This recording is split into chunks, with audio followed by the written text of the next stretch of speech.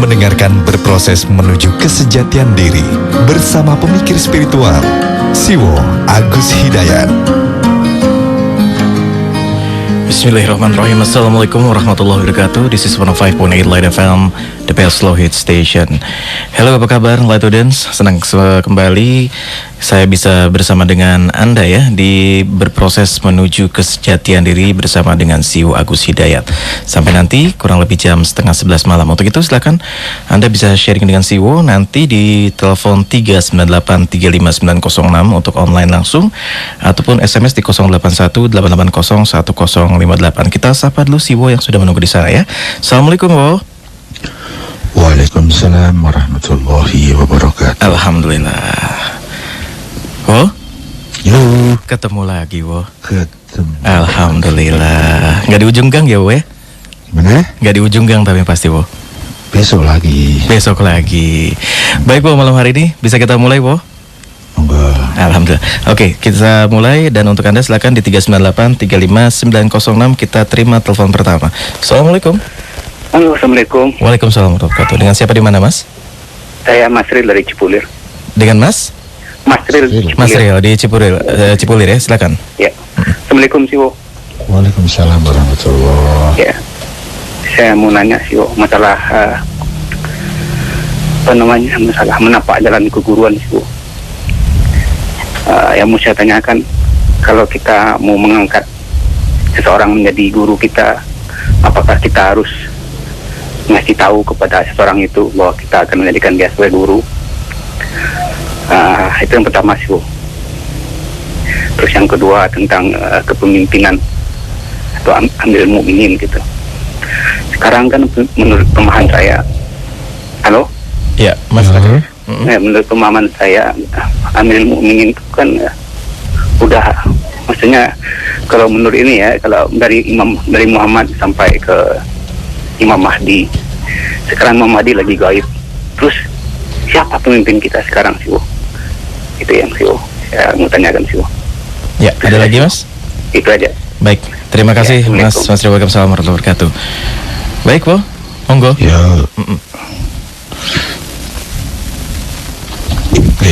Waktunya saya ambil. Silakan, Bu. Monggo, silakan.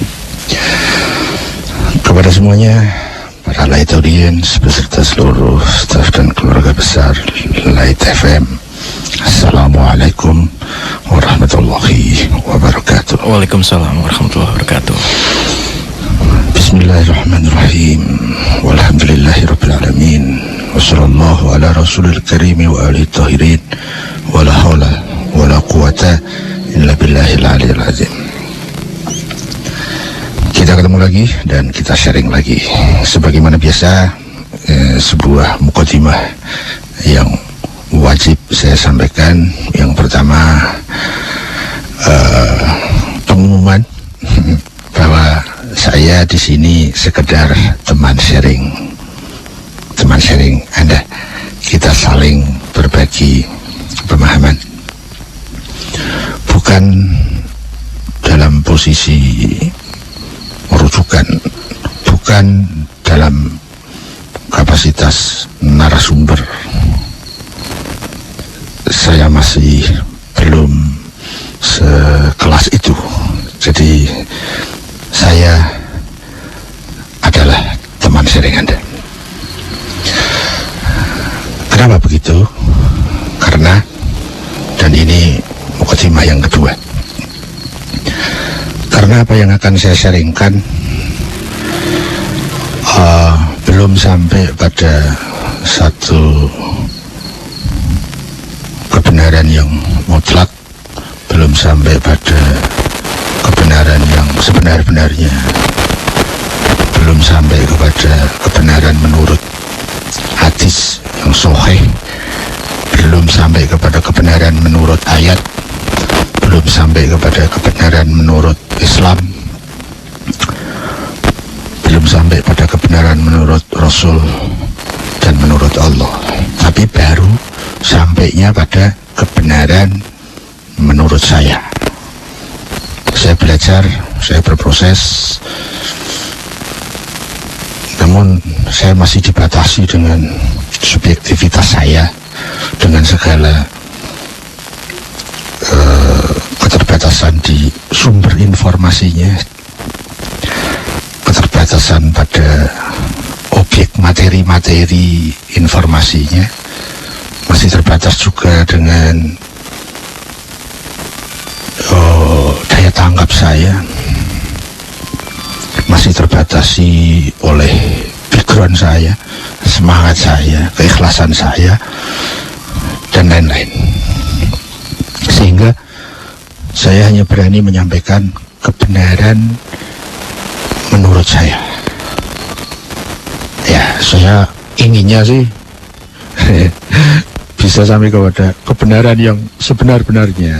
Tapi karena kebenaran yang saya pahami ini belum terjamin pasti benarnya, istilah saya masih pada wilayah relatif. Kalaupun benar, itu baru benar yang saya tangkap. Apakah yang saya tangkap itu sudah sesuai yang dimaksudkan oleh hadis, oleh ayat, oleh Islam, oleh Rasul, oleh Allah? Nah, itu saya belum tahu.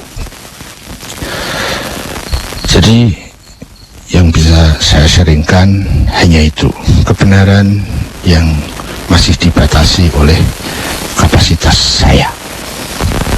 Untuk itu, karena kebenarannya masih relatif, maka boleh diterima, namun juga boleh ditolak. Bahkan sangat bisa untuk dikritisi dan direvisi, bahkan direnovasi. Itu yang kedua. Yang ketiga, melengkapi yang kedua, bahwa saya tidak berani mewakili pihak manapun, pihak apapun ataupun pihak siapapun. Jadi saya hanya bisa mewakili diri saya sendiri. Kalaupun apa yang saya sampaikan itu meskipun menurut saya sudah benar menurut pemahaman dan keyakinan saat ini, namun andai sebenarnya itu masih ada kesalahan, cuma saya belum tahu. Ya,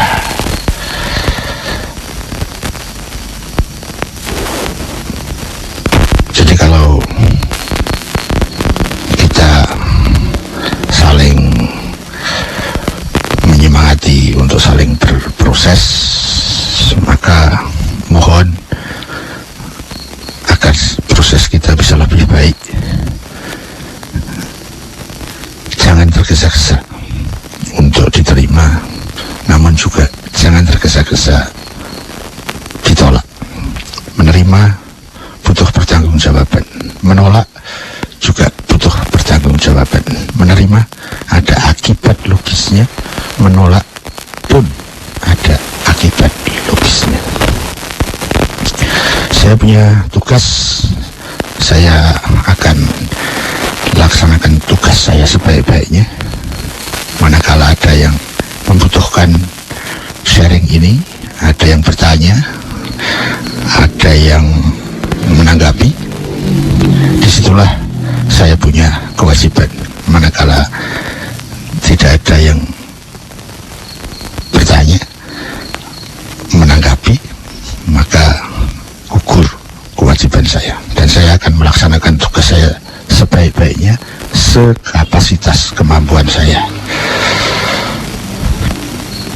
Ditolak atau diterima, itu tugas Anda, bukan tugas saya. Saya tidak punya target itu, dan apapun saya hanya bisa kembali kepada konsentrasi tugas saya. Dan mukadimah yang terakhir, semoga dengan acara ini kita bisa menambah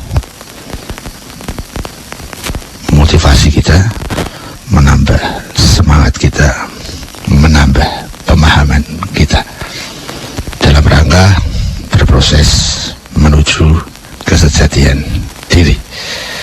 taati kebenaran yang sudah difahami sekarang, sambil mencari kebenaran yang lebih tinggi yang sekarang belum difahami, agar kita bisa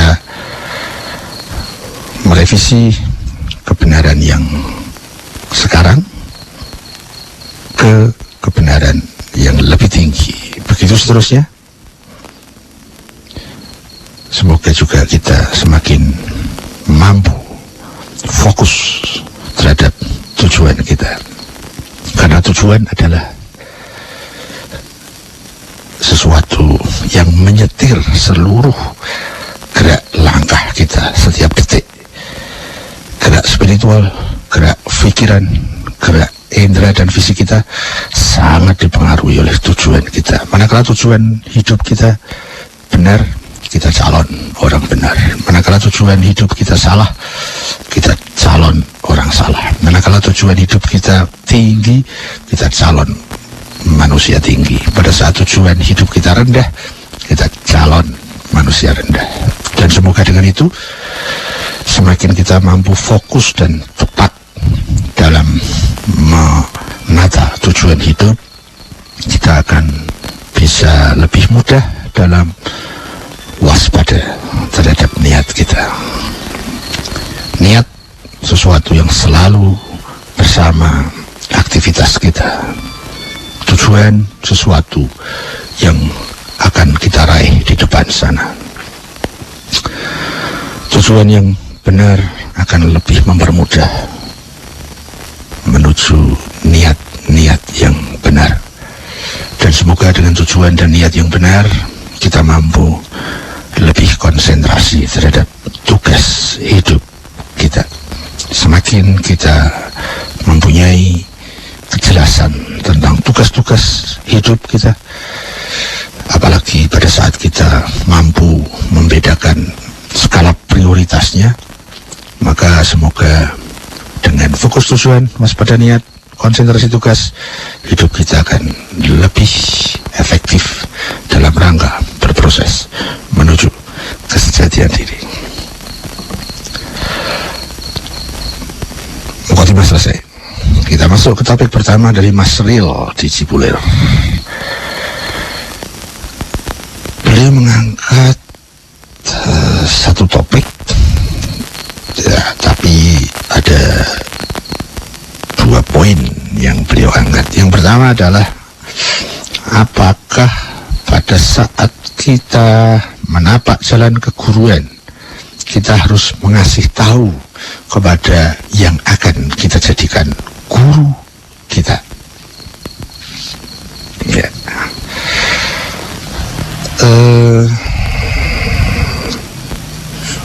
Kalau saya boleh menjawab, memang ditanya ya boleh ya jawab ya. Guru itu bisa bermacam-macam. Ada guru yang kita bisa hubungi langsung, ada juga guru yang hubungan kita kepada beliaunya bisa tidak langsung. Ada guru yang terkait dengan ilmu husul, ilmu yang berbasis pada pemikiran rasionalitas. Ada guru yang berbasis kepada spiritual. Nah, idealnya kalau kita ingin menjadikan seseorang sebagai guru kita, idealnya ya, bila perlu kita minta izin kepadanya. Idealnya kita bisa menghubungi kepada beliaunya. Idealnya kita mengasih tahu, ya. Lebih dari mengasih tahu kan, kalau minta izin itu, ya, itu ideal. Tapi tidak setiap guru itu harus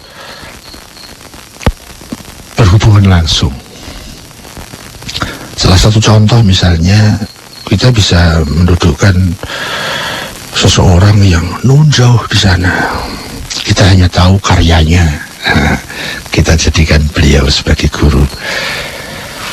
Bahkan dalam makna yang indirect, tidak hubungan langsung misalnya, ya semua para nabi dan para rasul kan diturunkan agar kita jadikan sebagai guru, ya.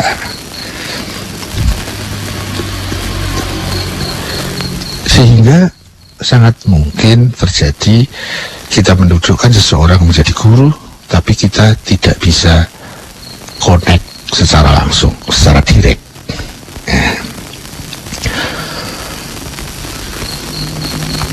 Dalam posisi yang seperti itu, ya bagaimana kita bisa ngasih tahu beliau? Orang kita nggak bisa berhubungan langsung. Itu misalnya begitu.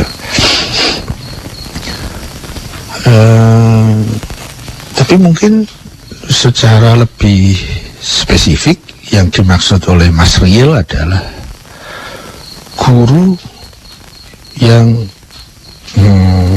bukan guru-guru yang saya sebut di atas, tapi guru yang secara real bisa saya hubungi, misalnya begitu.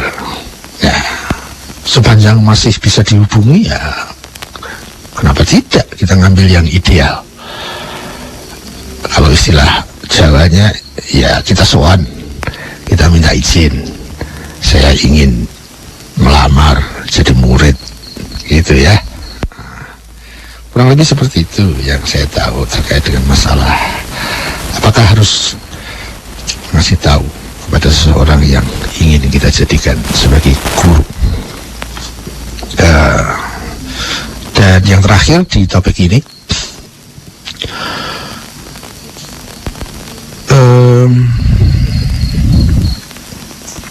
guru mungkin juga perlu agak disempitkan, bahwa guru mungkin yang dimaksud di sini tadi sudah ada kalimat sebelumnya, dalam rangka menapak jalan keguruan, keterkaitannya dengan berproses menuju kesejatian diri.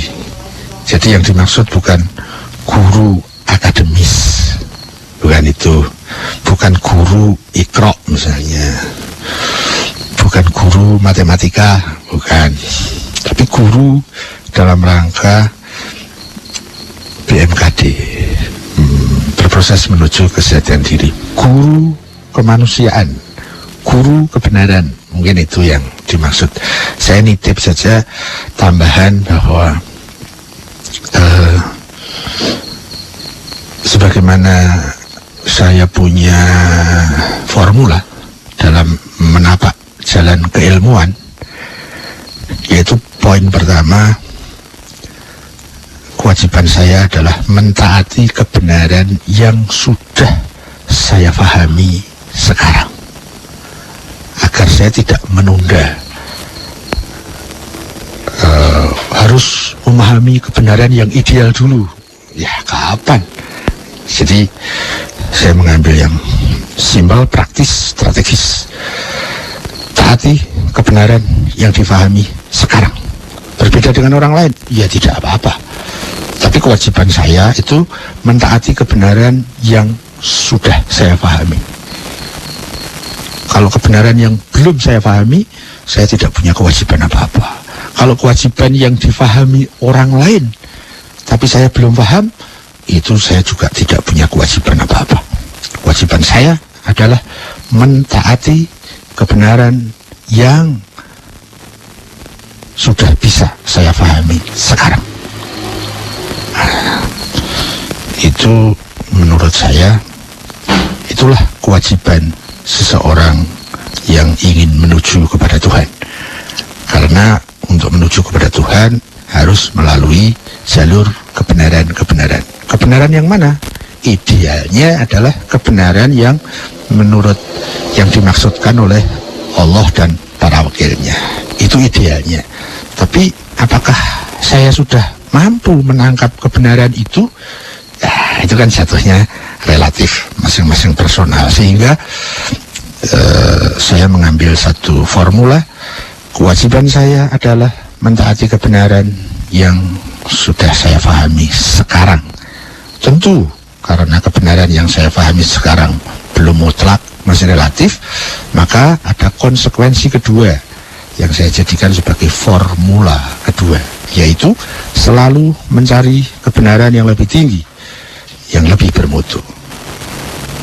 Itu juga melahirkan konsekuensi sehingga menjadi formula ketiga. Pada saat saya sudah memahami ada kebenaran yang sepanjang saya mampu membanding bahwa kebenaran yang barusan saya pahami ini lebih bermutu dari kebenaran yang saya pahami tadi. Ya, karena mungkin informasinya bertambah, sumber informasinya bertambah, dan lain-lain. Pada saat kita sudah sampai, diri kita sudah mengatakan, ilmu kita sudah mengatakan, ya, ini kebenaran yang baru saja saya pahami, yang lebih bermutu dari kebenaran saya kemarin. Saya harus berani merubah diri, merevisi kebenaran saya kemarin, saya revisi dengan kebenaran yang baru saja saya pahami. Dan saya harus berani berpindah kepada kebenaran yang baru itu. Sehingga terjadilah proses naik, proses semakin benar. Maka kembali kepada formula yang pertama. Kita sudah mendapatkan kebenaran baru. Kewajiban saya adalah mentaati kebenaran yang saya pahami sekarang. Begitu seterusnya. Tidak ada yang bisa menghentikan itu kecuali ketakmampuan dan atau kematian.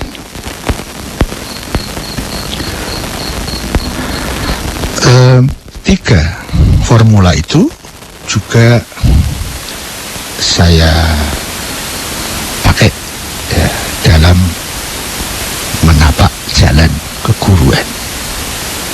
Bahkan saya meyakini menapak jalan keguruan itu lebih penting dari menapak jalan keilmuan. Kenapa? Ya, karena keilmuan kita sangat dipengaruhi oleh informasi. Dan informasi itu sangat dipengaruhi oleh sumber informasinya. Nah, terkait dengan masalah menapak jalan keguruan, itu sangat terkait dengan sumber informasi. Sumber yang kotor mustahil mengalirkan aliran yang terjamin bersihnya. Ya, sehingga dalam menapak jalan keguruan itu juga ada 3 poin dalam formula ini. 1, saya wajib mentaati guru kebenaran yang saya pahami sekarang. Kalau mau menunggu bisa connect direct ya kepada guru yang ideal, ya kapan ya saya bisa connect sama Rasul misalnya, ya kapan bisanya. Nah, belum tahu kan kapannya. Nah, apakah saya harus menunda? Saya harus masuk dalam sistem itu, yaitu guru murid. Sistem yang ideal dalam sistem sosial, sistem kehidupan itu adalah sistem guru murid. Ya, nanti mungkin di topik kedua yang diangkat Mas Riel itu ada sistem imam makmum tentang kepemimpinan ya. Nah, formula yang pertama dalam menapak jalan keguruan adalah taati guru kebenaran yang kita pahami sekarang. Perlu digarisbawahi sekarang. Jadi siapapun dia yang dominan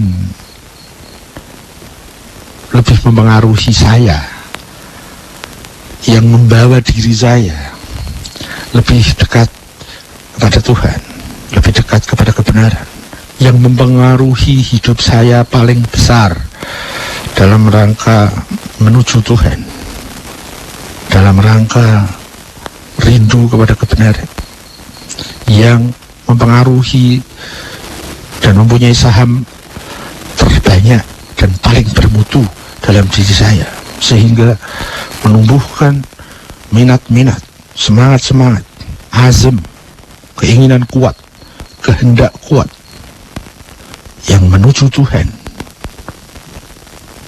menuju kebenaran. Pilihlah sekarang. Malam ini juga pasti kita akan ketemukan itu. Taati guru kebenaran yang kita fahami sekarang, sambil selalu membuka diri, bertanya dan mencari guru kebenaran yang lebih bermutu, yang lebih tinggi, agar kita bisa berproses naik. Kita juga harus berani berpindah kepada guru yang lebih tinggi itu, yang lebih bermutu itu. Sehingga kembali kepada formula yang pertama, kewajiban kita adalah mentaati guru kebenaran yang kita pahami sekarang. Garis bawah, sekarang. Ya. Menunda kebaikan adalah ketidakbaikan. Ya, itu sebagai bonus dari pertanyaan itu. Kita lanjut ke topik kedua. Beliau mengangkat berkaitan dengan masalah Amirul Mukminin, dan beliau sampai tadi kepada salah satu figur yang disebut dengan Imam Mahdi.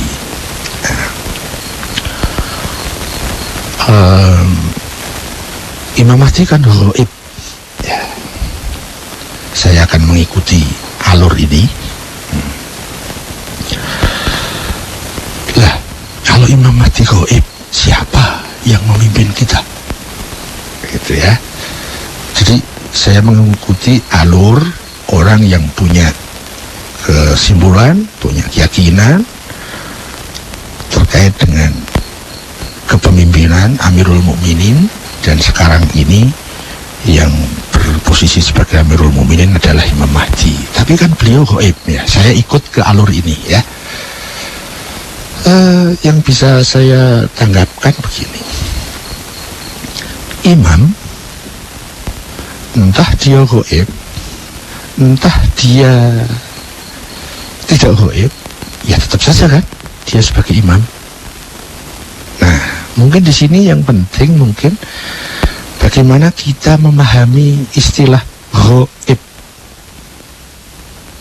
Nah, di sini menjadi titik strategis dalam kita memahami kalau terkait dengan sistem kepemimpinan Imam Mahdi.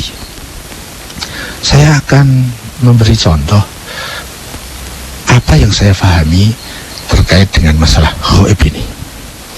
Sebagai anak bangsa, sebagai warga negara Indonesia, saya punya pemimpin, ya, pemimpin bangsa, namanya Pak SBY. Tapi sekarang ini saya juga tidak tahu Pak SBY ada di mana. Saya juga belum pernah ketemu Pak SBY kapan. Tapi dalam skala kebangsaan, Pak SBY adalah pemimpin saya. Ya, karena itu sudah diputuskan melalui sistem suara rakyat. Sistem kedaulatan rakyat sudah memutuskan dengan mekanisme tertentunya bahwa Pak SBY adalah pemimpin rakyat Indonesia sekarang. Ya, tapi saya juga belum pernah. Betul, saya kenal wajahnya, saya pernah dengar suaranya, pernah melihat gambarnya. Ya, di itunya tidak gaib. Karena Pak, saya sudah tahu wajah beliau, saya sudah pernah dengar suara beliau, saya pernah melihat fotonya, gambarnya di televisi. Di bidang, di hal itu tidak gaib bagi saya. Tapi saya belum pernah berhubungan langsung kepadanya. Tetap dia pemimpin saya. Saya tidak tahu sekarang ini beliau di mana. Tapi tetap pemimpin saya. dalam skala kebangsaan. Nah, di manakah beliau? Sedang apa beliau? Itu gaib bagi saya. Ya. Jadi wajahnya, suaranya, gambarnya saya tidak gaib. Tetapi keberadaannya dan pekerjaan aktivitasnya saya gaib. Itu salah satu gambaran bagaimana saya memahami gaib.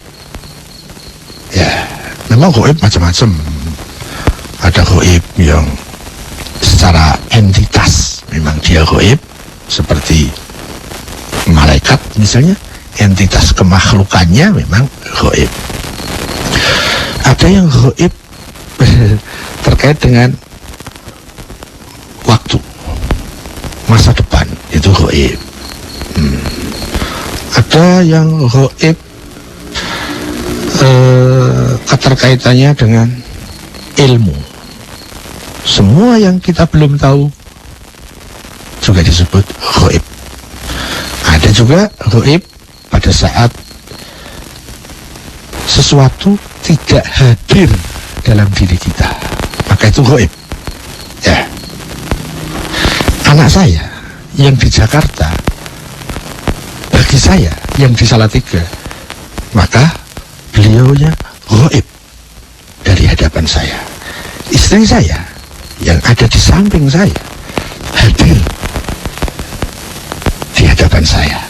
Nah, orang ketiga yang tidak hadir itu juga disebut gaib. Ya, ada istilah ghibah. Nah, itu dari akar kata itu, gaib. Dia yang tidak hadir. Nah, gaib itu bisa macam-macam. Nah, gaib yang manakah? Pengertian gaib yang manakah yang kita pahami, kita harus kaitkan dengan gaibah Imam Mahdi ini. Ya. Yang saya pahami adalah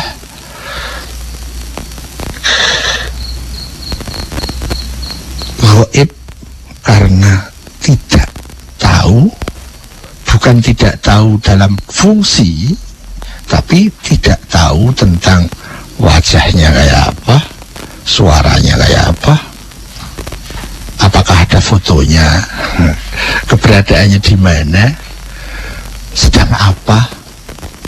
Nah, tetapi dalam makna fungsinya tidak gaib. Ya, dia pemimpin saya. Meskipun saya tidak tahu dia itu yang wajahnya seperti apa, ya, tapi dia pemimpin saya. Misalnya contoh Rasulullah.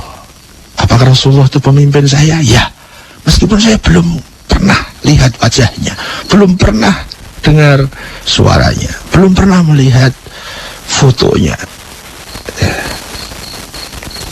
Tapi tetap saya tahu bahwa beliau adalah pemimpin saya. Ya, pemimpin dalam makna kerasulan, kenabian. Nah, pemimpin dalam kapasitas sebagai Amirul Mukminin, Imam Mahdi yang gaib. Terus siapa pemimpin kita? Ya beliau. Fungsinya tidak gaib bagi kita. Paling tidak bagi yang meyakininya. Ya. Jadi seseorang itu berposisi sebagai pemimpin atau bukan disyaratkan karena hadir atau tidak hadirnya.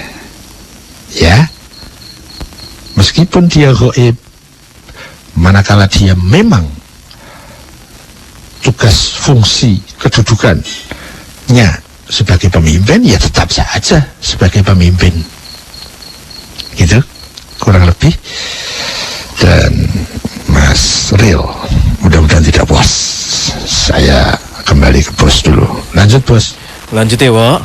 Ya. Baik, kita masih terima telepon light audience. Silakan di 398-35906. Sekali lagi di 398-35906. Atau Anda bisa gunakan line SMS kami di 081-880-1058 atau di Twitter di LITFM 1058. Sekali lagi ya, saya ulang teleponnya di 398-35906. Kita masih buka teleponnya, silakan. Oke, Bu, kita terima telepon berikutnya. Monggo. Assalamualaikum. Waalaikumsalam. Ya, dengan siapa di mana, Mas? Dengan Saka Jati. Dengan Mas Saka Jati Saka Jati di Jakarta. silakan Mas Saka Jati. Assalamualaikum Siwo. Waalaikumsalam warahmatullahi. Mohon Siwo berkenan untuk menjelaskan sedulur papat kelima pancer menurut Siwo. Terima kasih. Terima kasih. Ada lagi Mas Saka Jati? Itu aja. Itu Terima aja. kasih. Terima kasih Mas. Assalamualaikum. Waalaikumsalam Itu dia. warahmatullahi wabarakatuh. Sedulur babat Lima pancer. lima pancer. Ya, Monggo semampu Mas. saya ya. Monggo silakan. Jangan tergesa diterima dan jangan tergesa ditolak.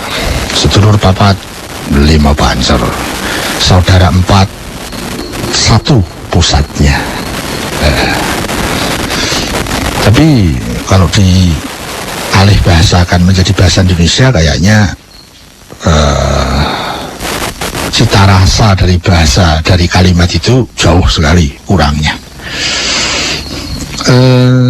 Istilah sedulur papat lima pancer yang saya tahu itu terkait dengan kawasan tertentu sesuai bahasa yang dipakai, yaitu bahasa Jawa. Jadi ini sangat terkait dengan kawasan Jawa. Ya, sedulur papat lima pancer. Sedulur itu saudara, papat itu empat, limo itu lima, pancer itu pusat.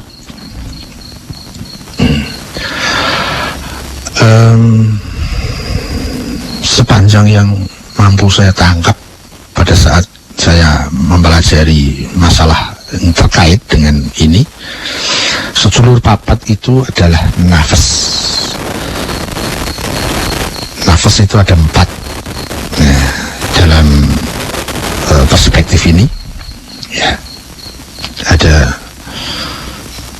nafas al-ammaroh, ada nafas lawamah, ada nafas sufiyah, dan nafas mutmainnah. Yang kelima yang disebut pancer, dan dia dianggap lebih tua dibandingkan sedulur papat. Jadi yang kelima itu mbarepnya. Pancernya adalah nurani. Ya, manakala sedulur papat lima pancer itu mempunyai satu fokus tujuan yang sama, maka kelimanya akan menyatu menjadi satu diri yang utuh, ya, disebut sebagai manusia yang seutuhnya. Tapi manakala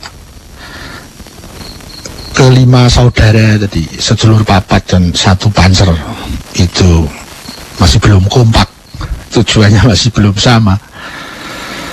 Yang satu punya tujuan ke sana, yang lain punya tujuan ke sini, lainnya lagi punya tujuan ke situ, maka diri seseorang itu masih split, pecah, dan selalu ada peperangan dalam dirinya sendiri.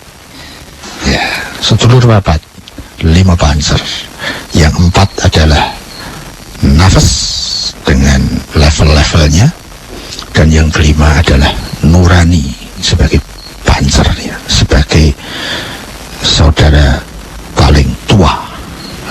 Jadi kakak pertama, istilah dalam keguruan ada itu ya, kakak pertama, ada kakak kedua. Jadi ada empat bersaudara yang mempunyai satu kakak bersama sebagai pancernya, yaitu nurani. Itu sekedar beberapa yang saya pahami terkait dengan masalah itu. Lanjut, bro. Baik, Bu, kita lanjut ya. Yuk. Kita terima telepon berikutnya langsung. Assalamualaikum. Waalaikumsalam. Ya, dengan siapa di mana, Mas? Ridwan, Mas Ridwan di Rengas Dengklok. Rengas Dengklok. Mas Ridwan, silakan Mas Ridwan langsung. Assalamualaikum Pak De. Waalaikumsalam warahmatullah. Ini mohon sharingnya. Masih pertanyaan yang kemarin Pak De. Tafsir hermeneutik menurut Pak De itu apa? Yang Yang kedua, ini titipan pertanyaan. Ada istilah Sariro Sunyi Kiblating Gusti. Menurut pemahaman Pak De seperti apa? Yang kedua bisa diulang. Sariro Sunyi Kiblating Gusti Pak De. Sariro Sunyi Kiblating Gusti. Sunyi. Sariro sunyi Iya. Kiblating Gusti. Kiblating Gusti. Bisa ketangkep Pak De? Ya, tertangkap kalimatnya. Maksudnya belum. Sariro Sunyi Kiblating Gusti ya, Mas? Iya. Ada lagi, Mas Ridwan? Udah. Terima kasih Pak De. Dua ya. Oke, waalaikumsalam warahmatullahi wabarakatuh. Monggo, Wo, 2 pertanyaan, Wo. Nggih. Oke. Kemarin itu saya sudah menjawab. Mas Ridwan mengangkat topik tentang hermeneutika. Tafsir ya, Wo ya. Beliau tadi menambah, kalau kemarin enggak itu, tapi sekarang ditambah tafsir hermeneutik. Dan kemarin saya sudah menjawab, saya belum tahu gitu ya. Penasaran Wo, kayaknya masih mau ditanya lagi. Ditanyakan lagi. Begini. Oke, monggo, silakan. Saya punya beberapa pemahaman tentang hermeneutik itu, tapi masih tentang perenang. Simbol-simbolnya belum jelas.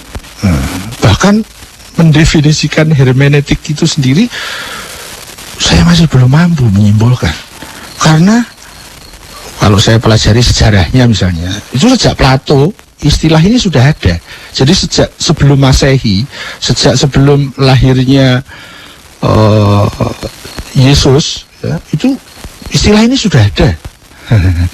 Dan kemudian ada istilah hermeneutik itu yang ini masih kuno, ada yang modern melalui postmodernisme misalnya. Hingga perkembangan hermeneutik yang terakhir, ya saya masih juga belum jelas. Meskipun itu sudah banyak dikaitkan dengan bahkan di fakultas tertentu itu ada semacam apa yang namanya mata kuliah. Ini keterkaitan dengan mata kuliah humaniora misalnya. Nah, hermeneutika itu erat hubungannya dengan humaniora. Lah, apa meneh humaniora, gitu kan? Ini istilah-istilah yang mungkin lebih terkenal di kampus-kampus ya.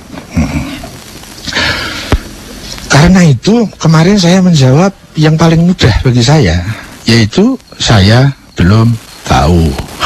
Tapi ditanyakan lagi, ya saya menjawab tapi sedikit dan sangat global. Tentu ini menurut pemahaman saya dan definisi yang mampu saya tangkap dari pelajaran yang masih agak kabur itu. Jadi ini definisi saya sementara dan saya sendiri belum menggunakan definisi ini. Hermeneutik itu salah satu ilmu ya yang memberikan teori-teori kepada kita, intinya agar kita bisa menafsiri sesuatu dengan lebih benar. Ilmu yang mengajarkan kepada kita bagaimana teori-teori agar kita tidak terjebak kepada sekedar informasi yang formal, khususnya kepada teks. Ya, kalau sebelum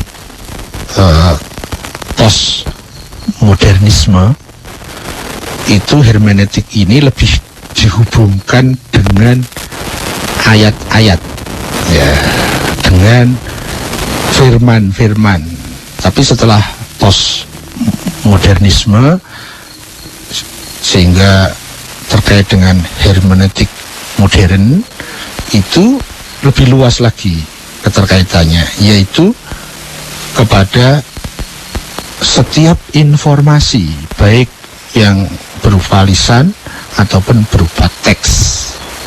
Ya, misalnya begini, kalau kita membaca sebuah kalimat, nah, di dalam teori hermeneutik itu kita diajak kepada, misalnya begini, latar belakang yang menulis kalimat ini bagaimana? Apakah dia ahli di bidangnya atau tidak? Backgroundnya bagaimana? Dia ini orang yang bijak atau asal nulis? Itu misalnya, salah satu misal. Bahkan lebih lanjut kita diajak, apa niat si penulis ini menulis kalimat ini? Ya. Kemudian kontekstual dari kalimat ini ditulis itu kapan, dalam situasi dan kondisi yang seperti apa. Nah, dalam istilah tafsir nanti ada asbab nuzulnya bagaimana, misalnya gitu. Nah, bahkan juga sampai pada masalah yang menulis kalimat ini, dia dulu belajar bahasa di mana, sehingga kita mengerti sastra yang dipakai, istilah-istilah yang dipakai. Jadi keterkaitan dengan masalah linguistik, ya seperti itulah hal-hal yang terkait dengan hermeneutik, ya. Sehingga memang dengan hermeneutik kita tidak bisa sembarangan memahami sebuah kalimat. Ya bayangkan, sebuah kalimat ini, untuk memahami satu kalimat dengan pendekatan hermeneutika itu tidak bisa main-main. Kita harus melihat yang menulis ini siapa, orangnya ahli di bidangnya apa tidak. Jangan-jangan dia cuma tukang las tapi menulis tentang satu kalimat politik misalnya, ya. Orang yang tidak membidangi masalah komputer, dia nulis tentang komputer misalnya, sehingga pemahaman kita akan menjadi jauh lebih baik, ya. Itu kira-kira. Dan ini terkait dengan ilmu komunikasi dan informasi. Ya, saya lebih senang, saya lebih enjoy, saya lebih tenang, saya lebih tentram menggunakan pendekatan yang diajarkan oleh agama. Khususnya yang lebih banyak adalah serapan saya terhadap agama Islam terkait dengan ini, yaitu ilmu memahami informasi, ilmu memahami kalimat. Ya, kalau dikaitkan dengan ayat, kalau kita bukan ahli tafsir, jangan memahami sendiri. Ya, itu bisa masuk ke masalah ilmu hermeneutika ini. Kalau kita bukan ahli hadis, jangan komentar tentang hadis. Kalau kita tidak ahli dalam politik, jangan komentar tentang masalah politik. Kita memahami saja harus hati-hati, apalagi komentar.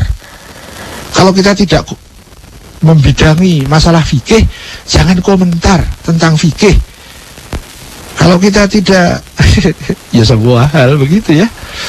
Kalau kita tidak paham tentang nikah siri, ya jangan komentar tentang nikah siri. Ya ini baru ngetren loh. Kalau kita tidak paham tentang poligami, jangan komentar tentang poligami.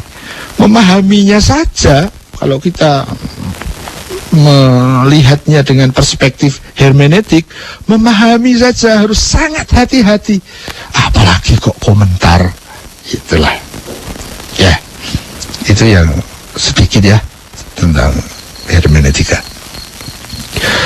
Kemudian yang kedua dari Mas Ridwan, Sari Rosunyi kiblaten Gusti. Wah, kalau ini saya harus tanya dulu sama bos. Bos, Ya, Bo. dijawab nggak? Monggo lanjut, Bo, dijawab, Bo. Kalimatnya gini loh. Gimana, Bo? Kasih tahu nggak ya?